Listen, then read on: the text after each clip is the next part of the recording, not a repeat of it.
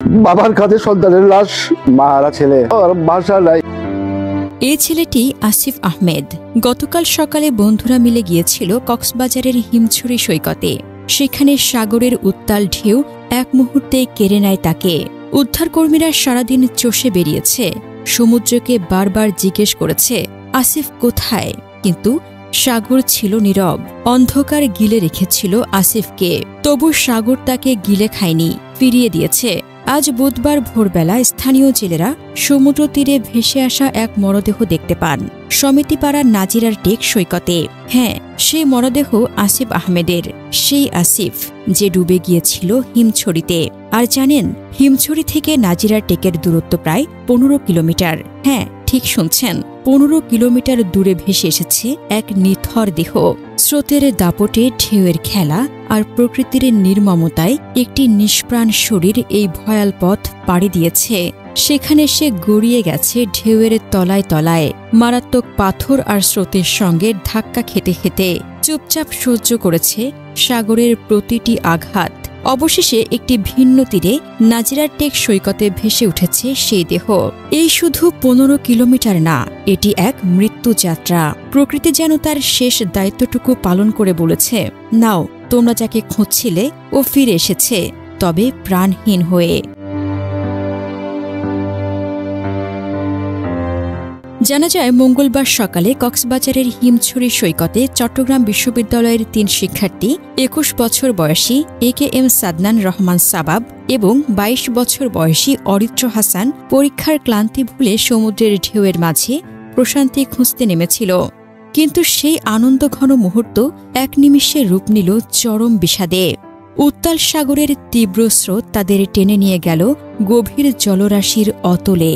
হিমছড়ির নির্জন সৈকতে তাদের আর্তনাদ মিলে গেল ঢেউয়ের গর্জনে। কিছুক্ষণ পর সাদনানের নিথর দেহ সৈকতে ভেসে এলো, যেন সাগর তাকে ফিরিয়ে দিয়েছে তার নিষ্ঠুর খেলার পর। কিন্তু আসিফ এবং অরিত্রের কোনো খোঁজ মিলল না। উদ্ধারকারী দল, ফায়ার সার্ভিস এবং টুরিস্ট পুলিশ ঘণ্টার পর ঘণ্টা উত্তাল সাগরের সঙ্গে লড়াই করে গেল, কিন্তু তাদের খুঁজে পাওয়া যায়নি। আশা ধীরে ধীরে নিরাশায় রূপ নিচ্ছিল। তারপর বুধবার ভোরে এক গা শিহরণ জাগানো ঘটনা ঘটল। কক্সবাজার পৌরসভার 1 নং ওয়ার্ডের সমিতিপাড়ার নাজিরার টেক সৈকতে স্থানীয়রা একটি মরদেহ ভেসে আসতে দেখল। উত্তাল ঢেউয়ের মাঝে ভেসে আসা সেই দেহটি ছিল আসিফ আহমেদের। পুলিশ এসে মরদেহটি উদ্ধার করে কক্সবাজার সদর হাসপাতালে নিয়ে যায়। কিন্তু এই ঘটনার মধ্যে যা সবচেয়ে হৃদয় কাঁপানো, তা হল সাগরের নির্মম খেলা। আসিফ যেখানে তলিয়ে গিয়েছিলেন, হিমছড়ি পয়েন্ট, সেখান থেকে তার মরদেহ ভেসে গিয়েছিল প্রায় 15 কিলোমিটার দূরে সমিতিপাড়ার নাজিরার টেক সৈকতে। হিমছড়ি থেকে সমিতিপাড়া এই দূরত্ব কেবল কিলোমিটারে মাপা যায় না, এটি সাগরের অতল গহ্বরের এক ভয়ঙ্কর যাত্রা, যেখানে তীব্র স্রোত আর উত্তাল ঢেউ আসিফের নিথর দেহকে টেনে নিয়ে গেছে বিশাল দূরত্ব পেরিয়ে। যে সমুদ্র তারুণ্যের হাসি আনন্দে মুখরিত হওয়ার কথা ছিল, সেই সমুদ্রই রূপ নিয়েছিল এক নির্মম শক্তিতে, যা তাকে ছিনিয়ে নিয়ে গেছে তার প্রিয়জনদের কাছ থেকে। এই ঘটনা শুধু একটি দুর্ঘটনা নয়, বরং প্রকৃতির অপার শক্তি এবং তার অপ্রত্যাশিত রূপের এক চরম স্মারক। অরিত্র হাসানের খোঁজ এখনও মেলেনি। উদ্ধারকারী দল এখনও সাগরের বুকে তল্লাশি চালাচ্ছে, কিন্তু প্রতিটি মুহূর্তের সঙ্গে আশা ক্ষীণ হয়ে আসছে। কক্সবাজারের এই রৌদ্রোজ্জ্বল সৈকত, যেখানে লাখো লাখো পর্যটক আনন্দ খুঁজতে আসে, সেখানে এখন শুধুই শোকের ছায়া আর অপেক্ষার অন্ধকার। সতর্কতা ও পরামর্শ: স্রোত সম্পর্কে সচেতনতা।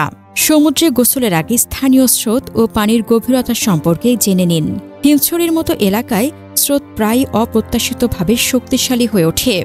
লাইফগার্ডের উপস্থিতি: সবসময় এমন সৈকতে গোসল করুন যেখানে লাইফগার্ড বা উদ্ধারকারী দল রয়েছে। দলবদ্ধভাবে গোসল, একা গোসল করা এড়িয়ে চলুন। সঙ্গীদের সঙ্গে থাকলে বিপদের সময় সাহায্য পাওয়ার সম্ভাবনা বাড়ে।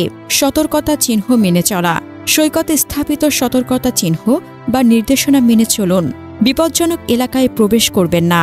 জরুরি সহায়তা: জরুরি নম্বর যেমন ফায়ার সার্ভিস বা টুরিস্ট পুলিশ সঙ্গে রাখুন এবং বিপদে দ্রুত যোগাযোগ করুন।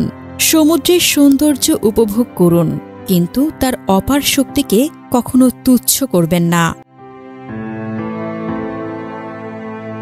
না।